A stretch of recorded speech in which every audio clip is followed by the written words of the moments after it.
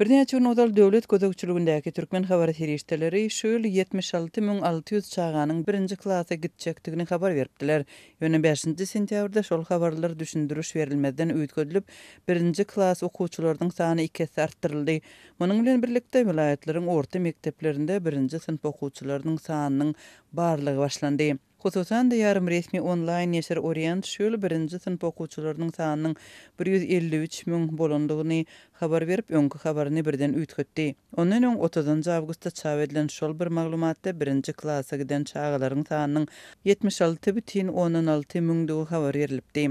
1-nji klas okuwçylarynyň bu sany Henida makalanyň browserdäki salgysynda galypdyr. Döwlet Statistika Komitetining web sahypasynda mektep okuwçylarynyň sany barada resmi maglumat ýerleşdirilmändir. Azatlyk radiosynyň şol web saýtda görkezilen telefon belgileri boýunça maglumat almak synanşygy netije bermedi. Türkmen medeniýetinde 1-nji klasa giden çağalaryň odalky 3 ýylyň görkezijilerinden 2 hesse azalandygyny görkezen sanlaryň peýda bolmagy bilen bir wagtda Azatlyň Türkmenistandaky habarçylary okuw ýylynyň ilkinji günlerinde 1-nji klasa baran çağalaryň sanynyň epesli azalandygyny habar berdiler. Balkan vilayetindäki habarçymyz Günbatar Sewetde uly şäherlerdäki mekteplerde 1-nji klas okuwçylarynyň öňki ýyllar bilen deňeşdirilende 40-50% az gelendigini habar berdi. Marda bolsa käbir sınıflarda okuwçylaryň sanynyň 20 hem ýetmänligi birnäçe ýyl odal başlangyç klaslarda 30-35 okuwçynyň bolanlygy barada ýerli habarçymyz maglumat berdi. Tomuz aýlarynda habarçylar 1-nji sınıfa ýazylan çağalaryň azlygy sebäpli muallimleriň öýmegi aýlanyp mektep ýaşyndaky çağalary gözleýänligini habar beripdiler. Indi sewitlerdäki orta mekteplerde 1-nji sınıf okuwçylarynyň sanyny barlamak boýunça işler başlandy. Ýokary gözegçilik idarasy Balkan vilayatynyň mekteplerinde okuwçylarynyň sanynyň az bolmagynyň sebäbini anyklamak üçin barlap başlady. Dip Azatlyň Balkan vilayatyndaky habarçysy 5-nji sentýabrda gurrun berdi. Habarçylar geçen ýylda hem 1-nji sınıf okuwçylarynyň sanynyň epesli azalandygyny habar berip, Telibap vilayatynda 2022-23-nji okuw ýyllarynda 1-nji klas okuwçylarynyň azlygy sebäpli mekteplerde döredilen klaslaryň sany planlaşdyrylşyndan 3-den 1 bölek az bolupdy. Şol bir wagtyň özünde de Türkmen medeniýeti şonda geçen ýyl mektebe ilkinji gedek baran çağalaryň sanynyň 160.000 töweregi bolandygyny habar beripdi. Türkmen portaly yarım resmi neşir 2022-2023 okuw ýyllarynda 1-nji klas okuwçylarynyň sanynyň 159.772 çağı bolup, ýurt boýunça 1882 orta mektepde okuyanlaryň umumy sanynyň 1.574.000-den gowrak adam bolandygyny habar beripdi. 1-nji sınıf okuwçylarynyň sanynyň şol öňküsinden 2 hesse azdygyny görkezýän sanlaryň peýda bolmagy ýurt ýylatynyň 7 milliondan geçenligi barada resmi sanlaryň çap edilmeginiň ýa-da gabat geldi. Türkmen resmiýetleri öňkülerinden esli ýokary bolan ýylat sanyny 17 ýyldan soň ilkinjide köpçüligi aýan etdi. Resmi maglumatlar jemgyýetdäki demografiki prosesleri aýan edýän köp sanly görkezijilere gabat gelmeýär. Mektebe baran çağalaryň we orta bilim alan uçurumlaryň sany şolaryň diňe käbiri. Şeýlelikde resmi maglumatlary görä 2022-nji ýylda ýurtdaky 1875 mektebi 82.000 çağa gutarypdyr. Deňeşdirmek üçin 2009-njy ýylda Türkmenistandaky orta mektepleri 115.000 okuwçy gutarypdy. Bu soňky 13 ýylyň dowamında mektebi ýylda gutaranlaryň sanynyň azalyp 33.000 adam kemelendigini görkezýär. Hökümete ýakyn çeşmeler ýurdun demografik kriziň botagatynda duranlygyny we hakyky sanynyň 2,8 million adamdan geçmeýänligini habar berdi. Ýurdun häkimetleri demografik problemany resmi taýdan boyun almasalarda ýagdaýdan aladalanýanlygyny gytaklaýan görkezýän käbir çäreleri görýärler. Hususan da soňky aýlarda gözegçilik idaralary şol sanda saglygy goraýyş ulgamynyň wekilleri aýallaryň göwrülliginiň öňüne alyş serişdelerini ulanmagyny gadagan etmek kampaniýasyna başladylar. Ýurtdaky işsizlik azyk krizisi we durmuş derejesiniň petelmegi köpleri çağaly bolmakdan ýüze mecbur edýär. Şu günler Balkan vilayatynyň Balkanabad şäherinde we onuň töwereginde Türkiýeden deport edilip ýurda dolanan raýatlaryň sanynyň göz görteli köpelendigini synlasa bolýar. Bir tarapdan 10-15 ýyldan soň watanyna dolanan Türkmenistanlylar saglyk sadakalaryny berýärler. Beýleki tarapdan olar ýurdun kanun goraýjy edaralarynyň işgärleri tarapyndan ýygyrlanyp, ýygyderli sorag edilýärler. Munun bilen bir wagtda watana dolanan raýatlar ýurtda para bermeden işe yerleşmek mümkinçiliginiň ýokdugyna aýdýarlar. Bu wakalar Türkmenistanlaryň wähmet migrasiýasy üçin saýlap alýan esasy uğurlarynyň biri bolan Türkiýede häkimetleriň bekanun migrantlara karşı giň gerimli reýtleri geçirýän we türkmen raýatlarynyň köpçülikliğin watanyna dolanmaly bolýan döwrüne gabat geldi. Balkanabadyň we onuň töwereginde Türkiýeden ölen raýatlarymyzyň sany 100-deni geçýär. Olaryň arasyna 8-15 ýyl bäri watanyna gelmän türk döwletine işleýänler we ýaşanlar bar. Olar türk häkimetleriniň bekanun migrantlara garşy geçiren reýtleriniň pidasy boldular. Olar hamala uzak möhletli türme tutsagylygyny tamamlap gelen benniler ýaly garşy alynýar. Olaryň howsarlary we dogany garyndaşlary olar üçin saglyk sadakalaryny berýärler.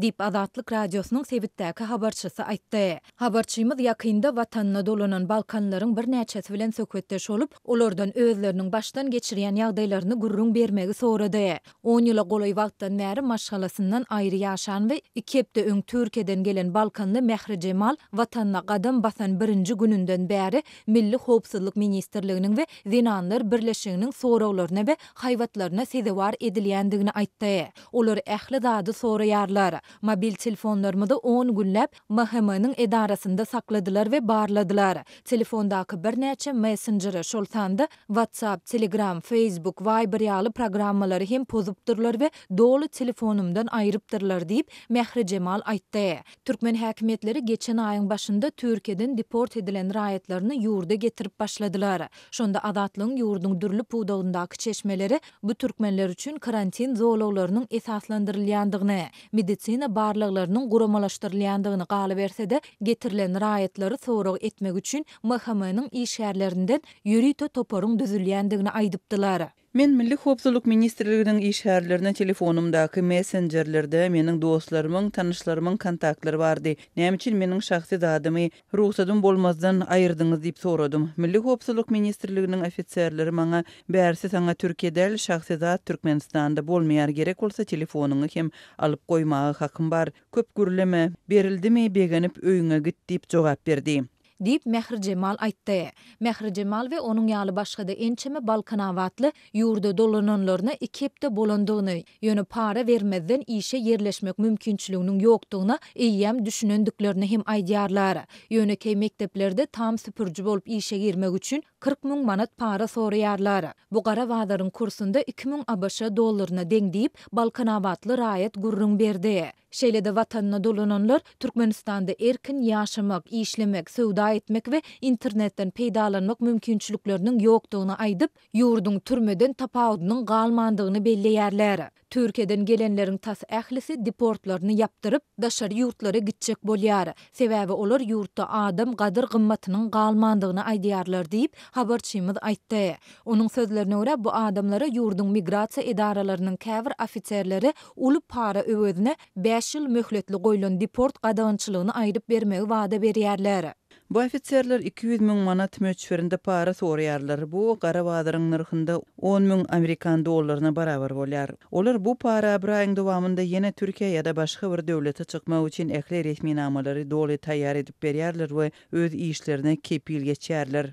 Dip Mehri Cemal aýtdy. Adatlyk ýokarda beýan edilenler barada Sebitiň migrasiýa edarasyndan, mahkemanyň we Zinanlar Birleşiginiň yerli edaralaryndan kommentari alyp bilmedi.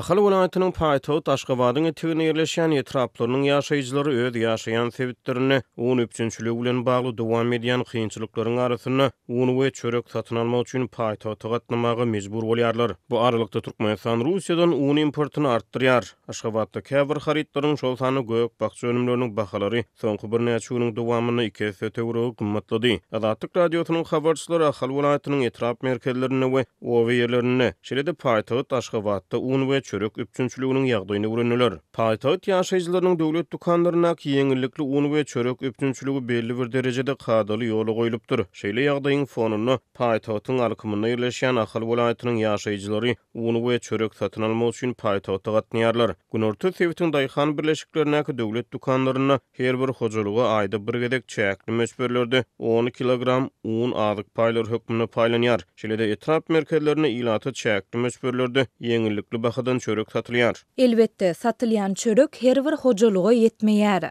Alan aldy edilýär. diýip bir sewit ýaşaýjy taýdýar. Galibertide paýtagtdan çetde ýerleşen sewitleriň ýaşaýjylary özlerini paýlanýan ýeňillikli unyň hiliniň juda pesdigini aýdýarlar. Käbir hojalyklar ýeňillikli bahadan satyn alan pes hilli undan bişirýän çöreklerini öý haýwanlaryna berip özleriniň sarp edýän uny we çöregini satyn almak üçin paýtagta gatnaýanlyklaryny aýdýarlar. Ýöne ykdysady ýagdaý pes hojalyklar gara çörek bilen oňmagy mejbur bolýarlar. Mätäç hojalyklar hili ýaramly un üçinçiligini gazanmak üçin ýerli häkimetlere, welayet we sewit häkimliklerine galibertide geňeşliklere ýüz tutýarlar. Arz şikayetlere oňyň çözügi tapylmaýar ýa-da olara düýbinden seredilmeýär. Hatda hiç hili jogap hem berilmeýär.